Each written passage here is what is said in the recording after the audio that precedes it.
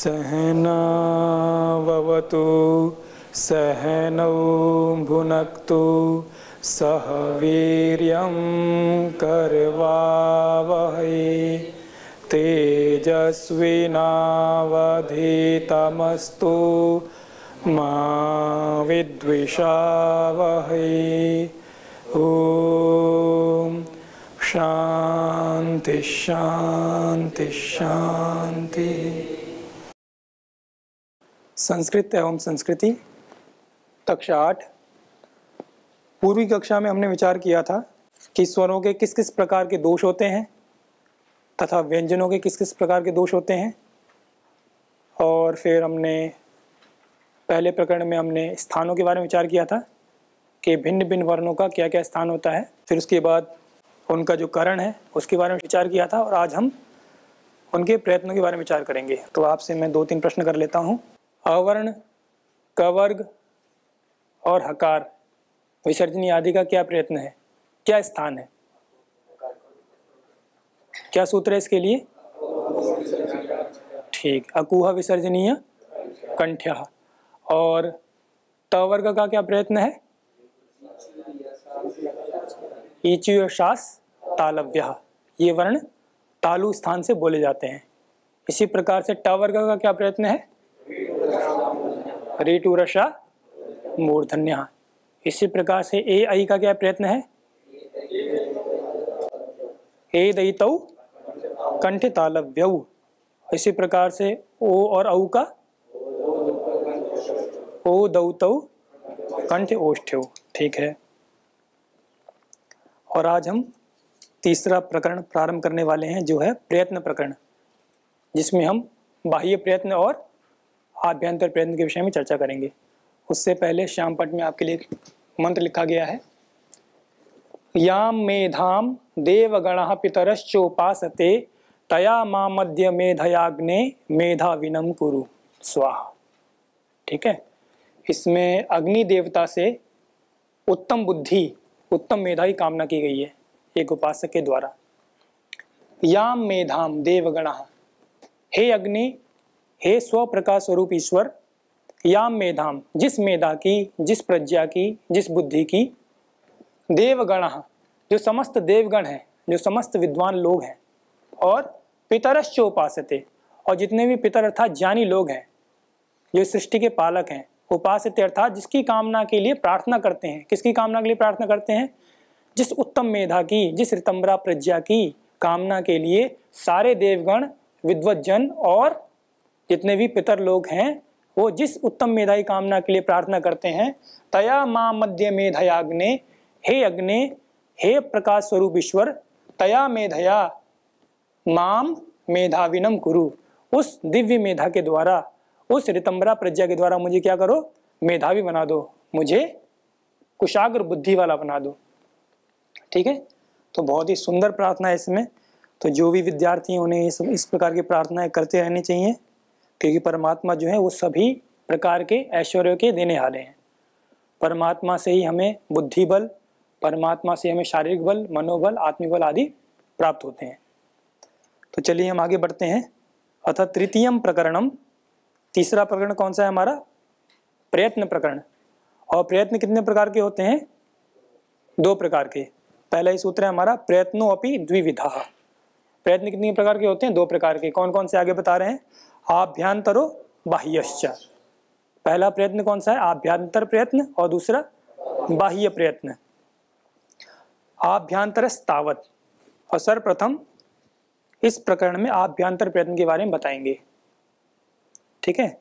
आभ्यंतर प्रयत्न का और बाह्य प्रयत्न का दोनों का अलग अलग स्थान है। ठीक है।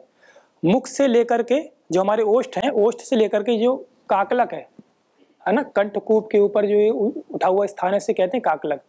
तो काकलक से लेकर के ओष्ठ तक का जो प्रयत्न है उसे कहते हैं आभ्यंतर प्रयत्न।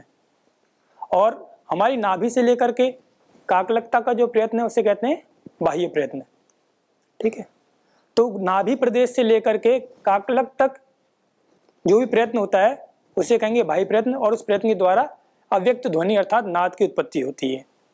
और वही नाद जब काकलक से लेकर के ओष्ठ तक जब गमन करता है, संचरण करता है, तो उसी से ही व्यक्त ध्वनि अर्थात वर्णों की या शब्दों की क्या हो जाती है, उत्पत्ति हो जाती है।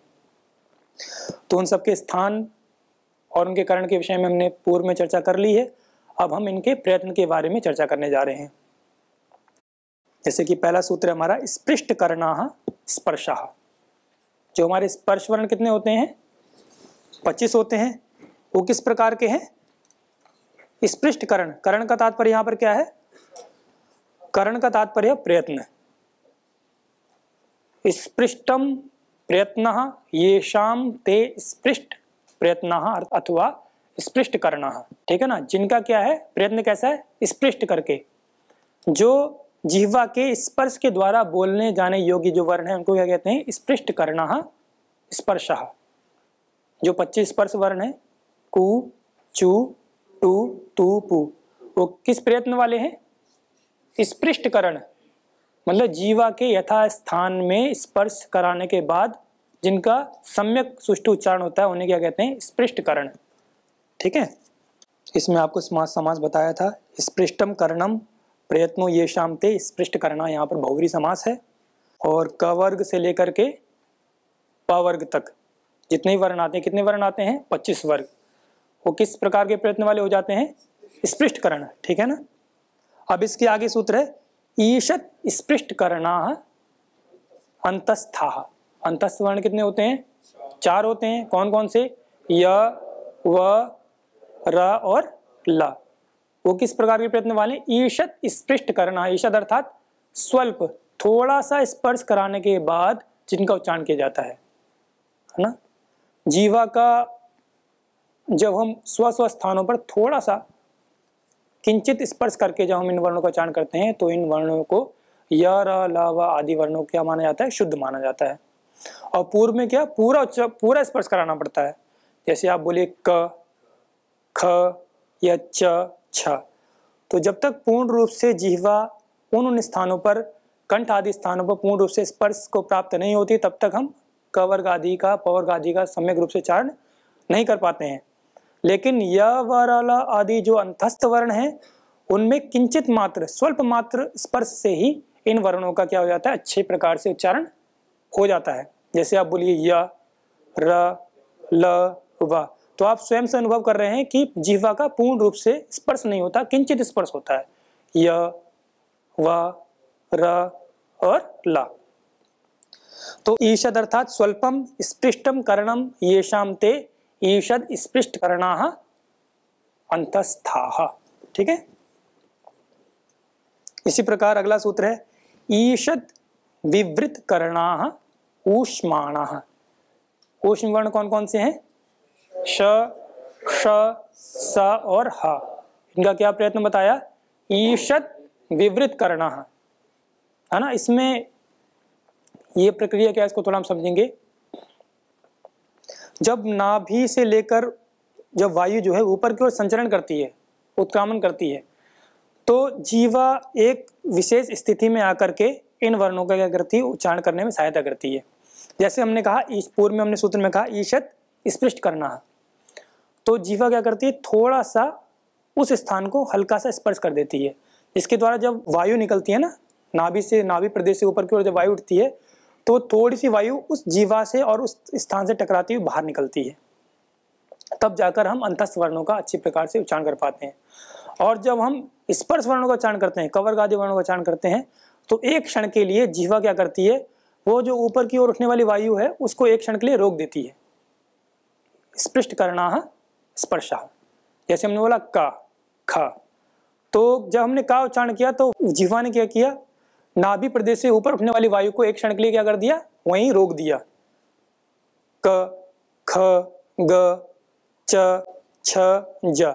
लेकिन जब हमने अंतस्थ वर्णों का उच्चारण किया तो पूर्ण रूप से एक क्षण के लिए उसने अपनी वायु को नहीं रोका। जीवा ने क्या किया, उसके लिए थोड़ा सा स्थान बना के रखा, थोड़ा सा गैप बना के रखा, हल्के से स्पर्श जो इसका अपना अपना स्थान है जो इन वर्णों का, उससे थोड़ी दूरी बना के रखी जीवा ने, और जिसके द्वारा जो वायु थी वो थोड़ा सा टकराते हुए, संघर्षण करते हुए बाहर क्यों निकली। जैसे आप बोलिए य, व, र, ल, है ना, तो थोड़ा सा जिह्वा में और उस स्थान में थोड़ा सा एक गैप बना रहता है, जब वायु उन दोनों गैप के माध्यम से जब निकलती है, बीच में से मध्यम से निकलती है, तो उस वर्ण का अच्छी प्रकार से उच्चारण हो पाता है।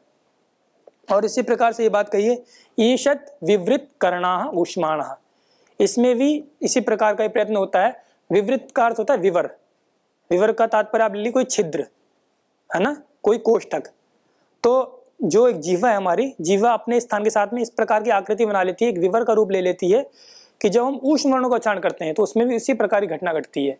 जब हमने बोला श, श या ह, है ना, तो जब हमने श बोला तो वायु अपने स्थान पर जाती हुई, और जब जीवा से टकराती है तो जीवा उसको थोड़ा सा स्थान देता है उस वायु को निकलने के लिए, है ना। स्पर्श वर्णों के तरह जीवा उनको एक क्षण के लिए रोकता नहीं है उस वायु को। जैसे स्पर्श वर्णों को जब हमने बोला तो जीवा ने क्या किया, एक क्षण के लिए पूर्ण रूप से उस वायु को रोक दिया। लेकिन ऊष्म वर्णों के प्रयोग में, ऊष्म वर्णों के उच्चारण में जीवा ने उस वायु को जो ऊष्म वर्णों के उच्चारण करने के लिए प्रयोग की जाने वाली थी उसके लिए पूर्ण रूप से क्या किया, रोका नहीं, अर्थात उसके लिए एक स्थिति बना दी, उसके लिए एक विवर बना दिया। विवर अर्थात एक गोला सा बना दिया, कोष्ठक सा बना दिया कि इन दोनों कोष्ठक के बीच में संचरण करती है वो वायु निकलेगी, तो सम्यक प्रकार से उन ऊष्म वर्णों का क्या हो जाएगा, उच्चारण हो जाएगा। जैसे आप बोलिए श, श, स, ह, तो जैसे आप मूर्धन शकार का उच्चारण कर रहे हैं श, तो श में क्या कर रहे हैं आप, यदि बिल्कुल सूक्ष्मता से यदि अनुभव करेंगे तो श बोलते ही एक हमारी जिह्वा की एक विशेष प्रकार की आकृति हो जा रही है, और जहां वो स्पर्श कर रही है वहां पर पूर्ण रूप से स्पर्श नहीं कर रही है, बल्कि एक विशेष प्रकार की आकृति बना रही है, जिनके दोनों के मध्य से वायु क्या कर रही है, संचरण कर रही है, निकल रही है। और वहीं दोनों के संचरण से, उन दोनों स्थानों के संघर्षण से ही ऊष्म वर्णों का क्या हो रहा है, उच्चारण हो रहा है ना। ये बहुत ही सूक्ष्म विषय है, इसको आप एकांत में भी एक बार प्रयोग करके देख सकते हैं। श, श, स और ह। और किन्हीं आचार्यों का ये मत है कि जो हकार का जो हम उच्चारण करते हैं वो ईषत् विवृत करण नहीं है, वो क्या है, विवृत करण है, ठीक है ना। माने उसके लिए ईषत् विवृत की आवश्यकता नहीं पड़ती। ईषत् विवृत का तात्पर्य छोटा सा कोष्ठक बनाना, छोटा सा विवर बनाना, और विवृत का माने पूरा विवर रहना, पूरा कोष्ठक बना रहना वायु के संचरण के लिए। तो जैसे आपने हा बोला, हा, तो जीवा तो जिस स्थान पर रहती है उसी स्थान पर रहती है, जीवा ने कोई प्रयत्न नहीं किया ना हा बोलने में। तो इसी प्रकार कई आचार्यों का यह मत भी है कि हकार ईषत् विवृत करण नहीं, अपितु क्या है, विवृत करण है। मतलब उसके लिए पूर्ण विवर, एक पूर्ण छिद्र बना रहता है जीवा के संचरण के लिए। आगे चलते हैं, ये आपको समझ में आया, ईषत् विवृत करणाः ऊष्माणः, है ना। श, श, स और हा क्या है, ईषत् विवृत करण है, अर्थात ईषत् विवृतम करणम प्रयत्नः येषां ते ईषत् विवृत करणाः ऊष्माणः, है ना। ऊष्म जो शब्द है वो नकारांत है, ऊष्मा, ऊष्माणौ, ऊष्माणः ऐसे प्रयोग बनते हैं, ठीक है। आगे चलते हैं, विवृत करना वा, है ना। इन्होंने फिर अन्य जो आचार्य का उन्होंने अपना मत प्रस्तुत किया है कि ये जो ऊष्म वर्ण है वो किस प्रकार के हैं, विवृत करण वाले हैं। श, श, स, ह, जब इनका हम उच्चारण करते हैं तो ईषत् माने छोटा विवर नहीं बनता है, स्वल्प विवर नहीं बनता, पूरा ही विवर बना रहता है ना। जैसे कि पूर्व में तो ये स्पष्ट हो रखा है कि श, श, स, इन तीन वर्णों के जब हम उच्चारण करते हैं, इन तीन वर्णों को जब हम प्रयोग करते हैं तो एक छोटा सा एक विवर रूप से हमारे मुख में जीवा और उस स्थान पर बन जाता है, जिसके संचरण से, जिसके संघर्षण से उन उस वर्णों का क्या हो जाता है, अच्छे प्रकार से शुद्ध उच्चारण हो जाता है। लेकिन जब हम आकार का उच्चारण करते हैं तो वो किस प्रकार से होता है, विवृत करण रूप से, विवृत प्रयत्न के द्वारा ही उस आकार का हम उच्चारण कर पाते हैं। और आगे फिर जो हमारे स्वर हैं, जो 22 स्वर हैं, उनका भी क्या प्रयत्न बताएंगे, विवृत करणी प्रयत्न बताते हैं, ठीक है। जैसे आप बोलिए ह, तो जब हम हा बोलते हैं तो नाभि प्रदेश से जो वायु उठ रही है और उठते हुए काकलक से भी ऊपर जब जो आभ्यंतर प्रयत्न की ओर आती है तो वहां पर जीवा कैसी रहती है, शिथिल रहती है, निष्क्रिय रहती है। हा के उच्चारण करने पर जीवा में कोई भी क्रिया विशेष, कोई भी चेष्टा विशेष नहीं होती है, जीवा अपने स्थान पर स्थित रहती है और एक सम्यक विवर वहां पर ऊपर बन जाता है, और उस विवर से, उस विवृतकरण से हकार का उच्चारण करना शुद्ध कहलाया जाता है।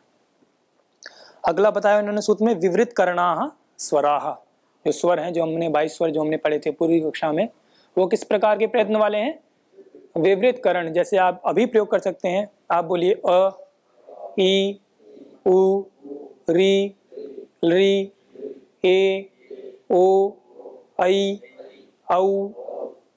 तो जिह्वा की आप स्थिति को यदि आप अनुभव कर रहे हैं तो जिह्वा अपने स्थान से नहीं हिल रही है ना। अ, ई, उ, री में थोड़ा सा ऊपर की ओर जा रही है। ए, ओ, ऐ, औ।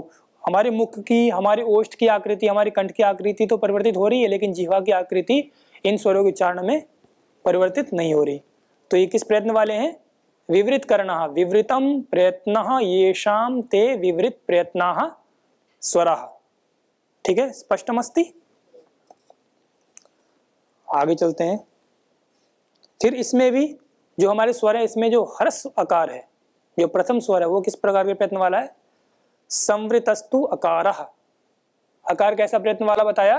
संवृत प्रयत्न वाला, संवृत करण वाला। संवृत अर्थात जो थोड़े से संकुचन के द्वारा जो बोला जाता है। जब हम हर्ष वकार का उच्चारण करते हैं तो गले में क्या होता है? थोड़ा सा संकुचन होता है, थोड़ा संवरण होता है।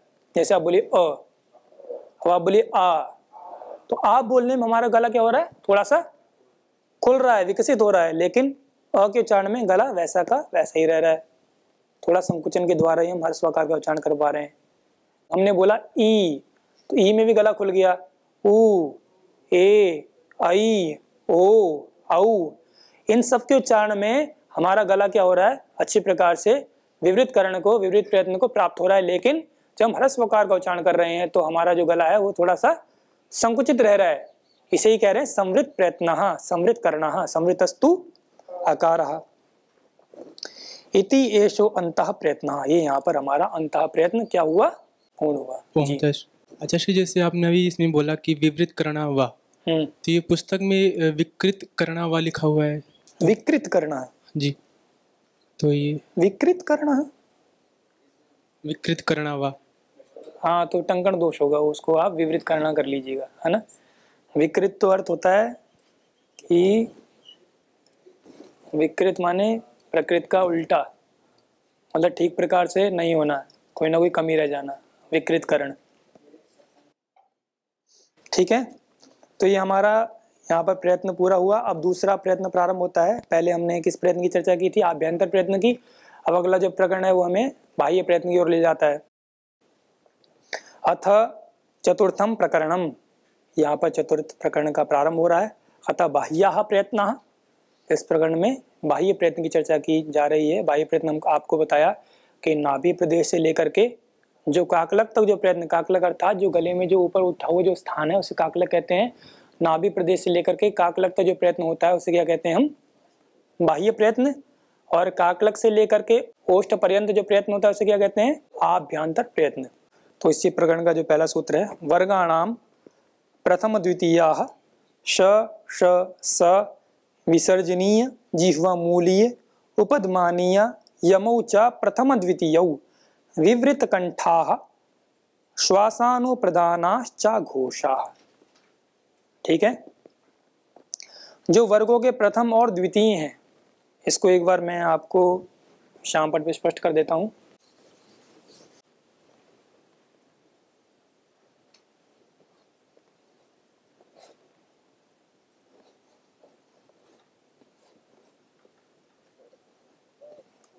क ख ग घ ग, ये 25 स्पर्श वर्ण है। च छ ज झ य ट ठ ड ढ ण त थ द ध न प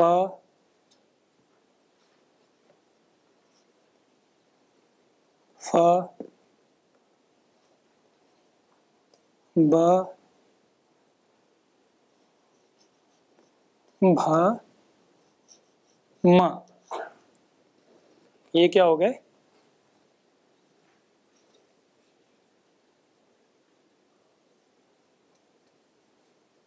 स्पर्श वर्ण। फिर यम ले लीजिए आप, कु कुम खुम गुम और घुम। ये जो आकृति है ना, कुंग खुंग गुंग घुंग, इनको यम नहीं कहते हैं, आपको बताया था। ये जो इनकी ये ध्वनि है ना, ध्वनि विशेष है इनमें जो, उसका क्या रखा है नाम? यम रखा गया है। अयोगवा में जो 4 यम है ना, वो ये है। फिर आप ले लीजिए अंतस्थ।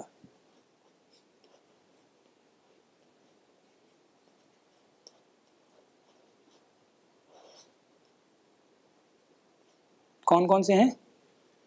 य, व, र और ल। इसके पश्चात ऊष्म वर्ण,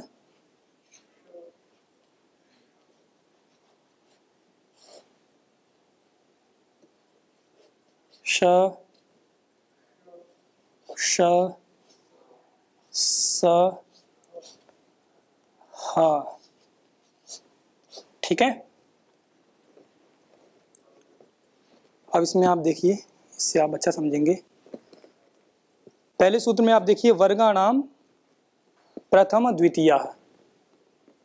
अब इसमें जब वर्ग देखना होता है ना, जब हम कहते हैं वर्गाणाम प्रथम द्वितीय, तो ऊपर से देखना होता है ना। क, च, ट, त, प, ये क्या हो गया? प्रथम वर्ग हो गया वर्णों का। फिर द्वितीय वर्ग कौन सा हो गया? ख, छ, ठ, थ, फ। तो इसमें कहा गया वर्गाणाम प्रथम द्वितीयाः। तो प्रथम द्वितीय कौन कौन से हो गए? क वर्ग में क, च, ट, त, प, ख, छ, ठ, थ, फ।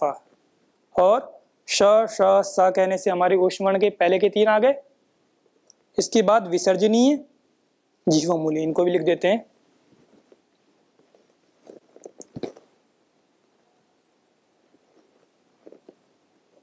विसर्जनीय,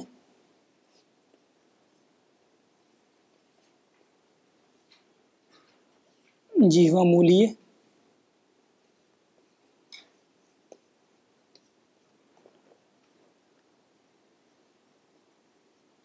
उपदमानीय और अनुस्वार।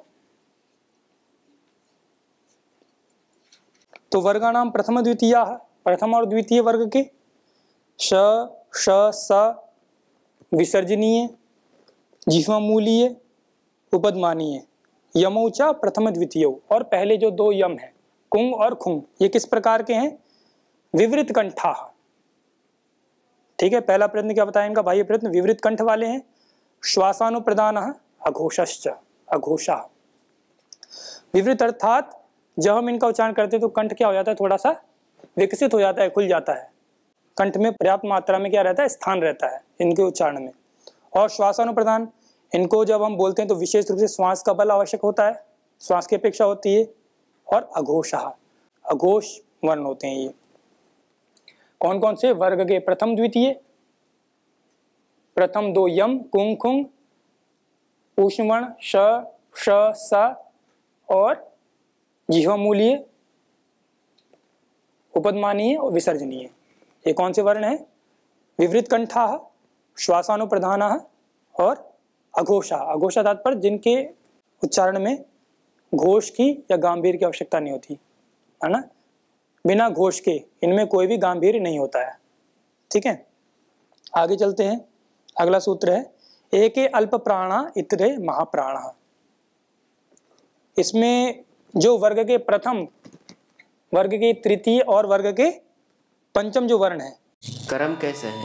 य, व, र, ल या य, र, ल, व, इस तरह से। अंतस्थ वर्णों का, अंतस्थ वर्णों का य, र, ल, व होना चाहिए। तो वकार से ले सकते हैं। हाँ, इसको या, र, ल, व भी लिख सकते हैं आप। यहाँ तो विशेष केवल आपको समझाने के लिए लिख रहे हैं। या रा ला वा ये क्रम ठीक मानेंगे। ठीक है। ठीक। फिर अगला सूत्र है एके अल्प प्राणा इतरे महाप्राणा। वर्ग के प्रथम, वर्ग के तृतीय और वर्ग के पंचम क्या कहे गए हैं? अल्प प्राण, जिनके उच्चारण में अल्प प्राण की आवश्यकता होती है, अल्प प्राण बल की आवश्यकता होती है, उन्हें क्या कहते हैं? अल्प प्राण। वो कौन से हैं? वर्ग के प्रथम क च ट त प, फिर ग ज ड द ब और ग य ण न म। और इतरे कौन कौन से? इतरे महाप्राण अर्थात जो वर्ग के द्वितीय और वर्ग के चतुर्थ हैं, अर्थात ख छ ठ थ फ घ झ ढ ध भा। इनका उच्चारण करें तो स्वतः आपको पता लग रहा है कि अतिरिक्त प्राण की आवश्यकता हो रही है। आपने बोला ढ, आपने बोला ध, भ, थ, थ, तो ये क्या है? किस प्रकार के वर्ण है? महाप्राण। ठीक है, अर्थात अधिक बल के द्वारा, अधिक प्राण बल के द्वारा जिनका उच्चारण किया जाता है। तो आगे के सूत्रों का हम कल फिर कक्षा में चर्चा करेंगे। शांति पाठ। ओम शांति शांति शांति।